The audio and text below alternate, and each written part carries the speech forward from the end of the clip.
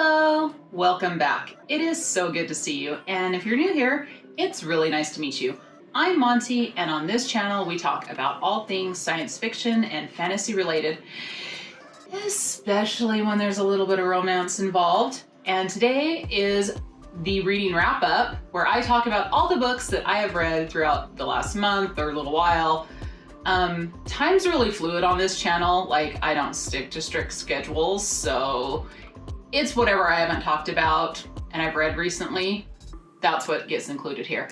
And also I'm going to be going over what I thought about my Autumn Amour TBR. I did read all of the books for the different weeks, and I'm going to talk about just a little bit about what I thought about each of those books, give them some ratings and all of that fun stuff. So without further ado, because this could be a long one, let's get right into it. All right, so the first book is A Velvet Glove. This is the fourth book in the Arcane Heart series by Nazri Noor.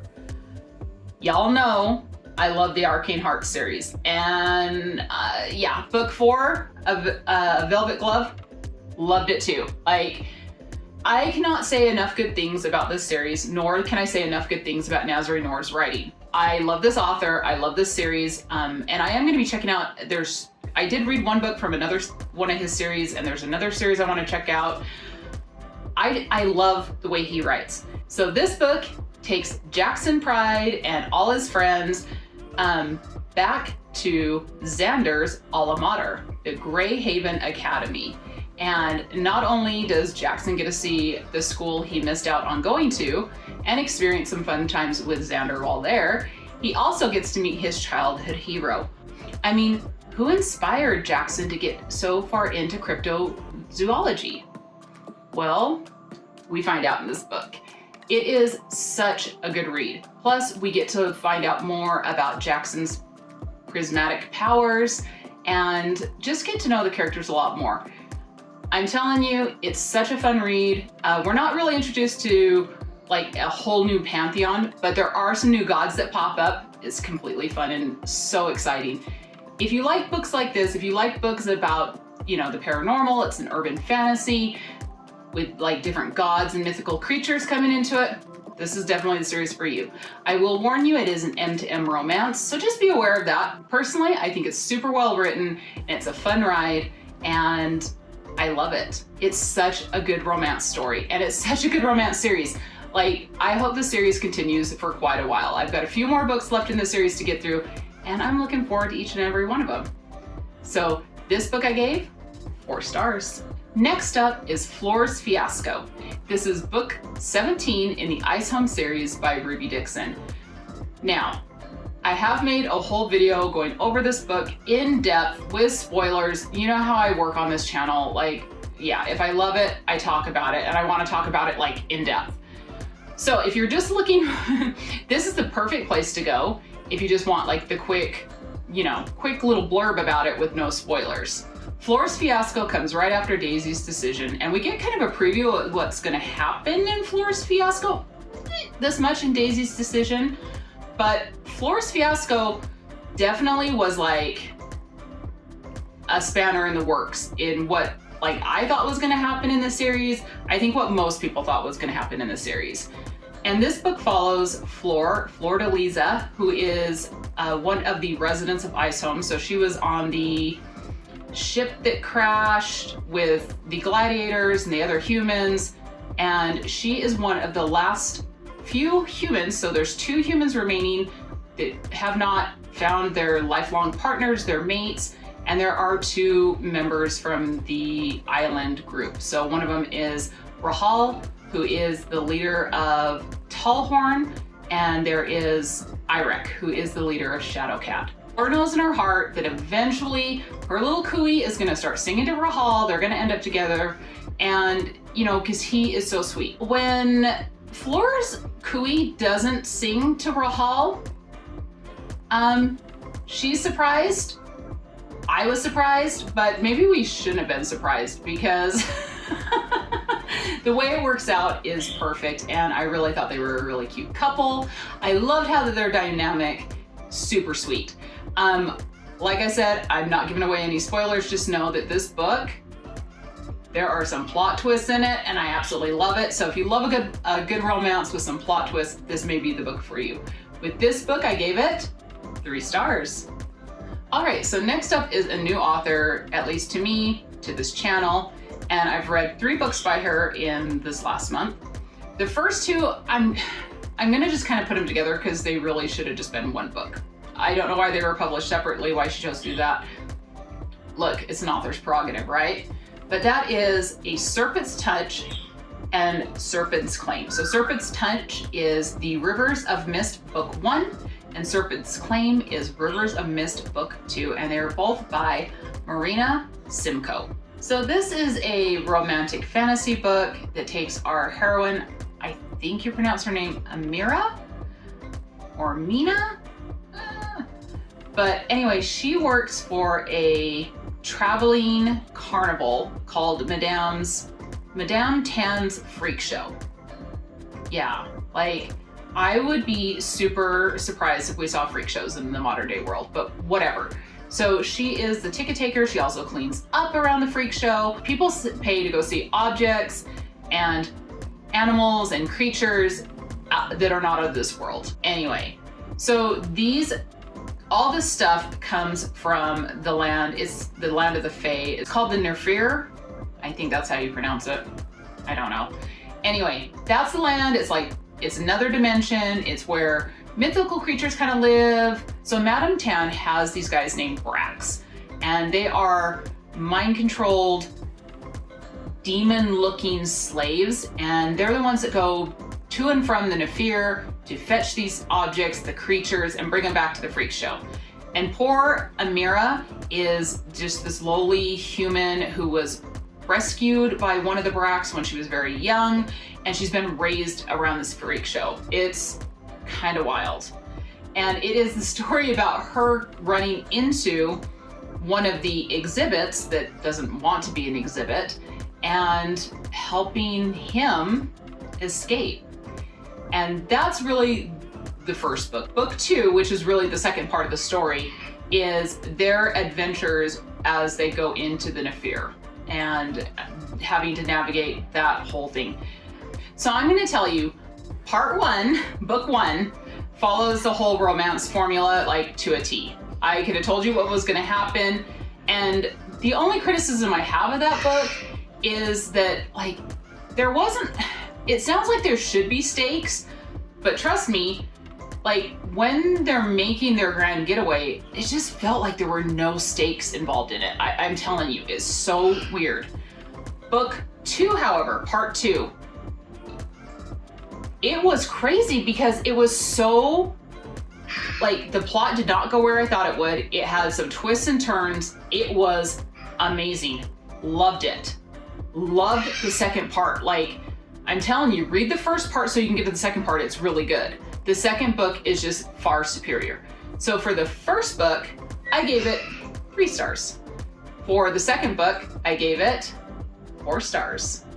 So the next book I read by Marina Simcoe was The Call of Water. And this is the first book in the Madame Tam's Freak Show series. I don't know which came first, the Madame Tam's books, the Freak Show books, or the Serpent's Claim and Serpent's Touch. I'm guessing it was the Serpent's Touch and Serpent's Claim, and then these ones came after. All of them can kind of be read as standalone. I think it makes most sense to read Serpent's Touch and Serpent's Claim first and then start this series, because that's how I read it and it makes sense that way. Anyway, so this book is about one of the exhibits that were mentioned in Serpent's Touch. And I will tell you, this book was different. It was good. I liked it. I thought that, the way the plot was written, you definitely felt like there was more, you had a little bit more anxiety for the characters. However, there is the whole weird insta-love, whereas the first 2 books were more kind of a slow burn, which I loved. This one is seriously insta-love, and it's wild and crazy. It's still a good read. I think Marina Simcoe has an excellent voice, and I really enjoy the way she writes. I'll probably be checking out the next 2 books in that series, so I will let you know how I get along with those, because I do find that she writes, they're quick reads, they're fun reads, they're very imaginative. Marina Simcoe is definitely a talented author. So for A Call of Water, I gave it 3 stars.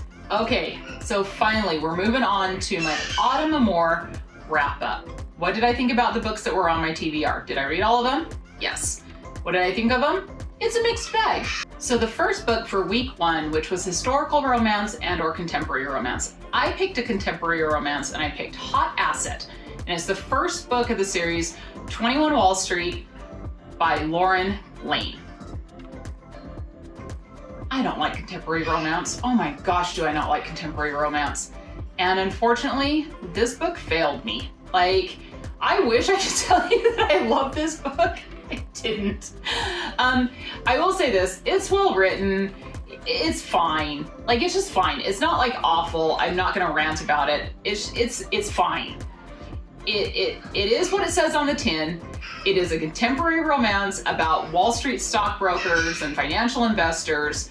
And in this book, one of them, who's like the, you know, uber hotshot, gets in trouble with the SEC, and they send an agent over, and that agent just happens to be gorgeous, and he likes her instantly, and he's like, oh, she's so pretty.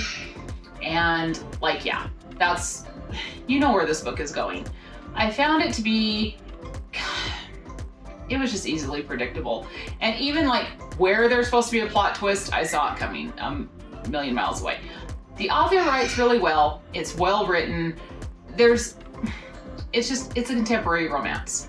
So for this book, I gave it 2 stars. All right, so week 2, a sweet romance or a spicy romance. And I went with a sweet romance. And I went with Dead Serious, Crawshank's Guide to the Recently Departed, Book 1 by Vawn Cassidy. I love this book. Oh my gosh, I love this book. It was so good. And yes, there is a very strong romance element in it, but there's also a legit mystery in it. A legit mystery. And it is so well written. So this book is about our hero, Tristan, who is a pathologist for the Hackney Public Mortuary. And after an unfortunate accident with an ice cube at a local pub, Tristan's life changes forever. First off, he meets the very handsome detective Danny of New Scotland Yard, and he's also able to see ghosts after that. So yeah, being a pathologist, that should be interesting. And he finds this all out because, of course, the next body that comes across his table still has the spirit attached to it. So and this also brings Danny into Tristan's life because Danny just happens to be investigating the cause of death for this body. I'm not going to give any more away. Just know this was such a fun read. It was such a breath of fresh air. It is a very sweet, kind of slow burning romance between these two. It's so amazing. I absolutely love this book. And I love the fact that there was a legit mystery happening and like that was the plot, because it kept me guessing, it kept me thinking. I thought we were going one way, and you know, it gives you clues all along the way. I'm not great at solving mysteries, I'm not going to pretend I am. But it definitely made the book so much more enjoyable. And then of course the romance with it as well. It was so sweet. Like, definitely check this out. If you're a fan of mysteries and want a little bit of romance in it, I can't suggest this book anymore. Like, it's so good. I can't recommend this book high enough. It's just so good. And so for this book, I gave it 4 stars. Okay, so for week 3, the haves and or the have-nots. I went with The Quarry Master, which is the first book in the Grumpy Bosses series by Milo. Okay, so this book. So this was the first of a series. However, I feel like this is a spin-off series because there seemed to be a lot of lore in this book that I was lost about. I think there are other books that kind of lead up to this. I'm gonna have to do some investigating because I actually liked this book. It was pretty good. I found the characters engaging. I thought the aliens were P.S. It's an alien science fiction romance. And I really thought that the aliens were described really well, and it was fun. It was very engaging. However, I was a little bit lost because although it did kind of describe some of the like hierarchy in this world, I think there was probably more books that described it somewhere else. Personally, I really do like how Amanda writes. I think she's very talented, very imaginative, good world building, because even though I was a little lost, I could still follow along enough that I wasn't like, I didn't DNF the book, right? Like, it still made enough sense to me. I just want more information, and I think it started in another series. So I will let you know when I figure that out. I have yet to figure it out. But anyway, did I like this book? Yes, I did. And this book is about a group of humans that are, humans have been being abducted, right, by bad aliens. And the higher government of this one alien race decides, look, humans should not be kept as pets. Like, they're sentient beings. Like, we need to treat them with some equality. We gotta give them something. So they're sent to this planet to work in this quarry, to build themselves a village so they can kind of survive and live. And that's really where our story opens up. There are so many different alien races in this book. And you know me with alien names, super hard. So this book, our main characters are Bash, who is our alien. He is from this very kind of orc-looking race. And my gosh, if you think I can remember what they're called, I apologize. And our heroine, Isla, who is our human. Now, Bash is the Quarry Master here, and he hates humans. He thinks it's stupid that they have to work for him. It's stupid that he has to like have them work because they don't work. They're not like the Hobbs, which is kind of like this other alien race that has wings, and they're definitely not like him because he's the hardest worker, and at least Hobbs do what he says. Humans, no, they like to take breaks, they have to eat lunch, they have to go to the bathroom all the time. They're kind of worthless. They can't lift as much, worthless. So Bash doesn't like humans. And then along comes Isla, who instantly thinks he's super handsome, and like there's just something about Bash that like, you know, gets her eyes a twinkling. And she's a character that is determined to show her worth and prove that she can do anything anyone else can. And so she works harder than any of the other humans. Now, this does not go unnoticed by Bash. Like, he sees that she collects like more rocks than anyone else, right? And they kind of start this like uneasy friendship, especially after Bash says something that's completely and totally ableist right in front of her. So yeah, good going, Bash. But look, this is the ultimate slow burn romance. And yeah, it is a slow burn. It's a fun ride though. I thoroughly enjoyed it. I had so much fun reading this book. And it is absolutely a tale of the have-nots versus the haves. Like, it fit this prompt perfectly. For this book, I gave it 3 stars. So week 4 was traditionally published and or independently published. I went with independently published. Of course I did, because I stand these independently published authors and I'm always going to talk about them. And for this, I went with Pandora and the Prisoner, which is book 16 of the Alien Abduction series by Phillips. Didn't realize this was book 16 of the series when I picked it up, but it did absolutely say in the foreword that you can read it as a standalone book, and it worked as a standalone book, absolutely. You could read this book all on its own. You don't need any kind of backstory, like it's explained. So I do appreciate that. Didn't have any problems navigating that. So this story is about our heroine, Pandora, obviously, and our hero, Boxstar. That's what it looked like to me. Alien names, I never know how to pronounce them. Anyway, so Pandora, of course, is abducted from Earth along with 2 of her friends, and she's in this caravan, and she's tied up, and one of her friends escapes, and she's trying to make her way out of it, but all of a sudden, there's an attack. Kinda. It's pretty mellow.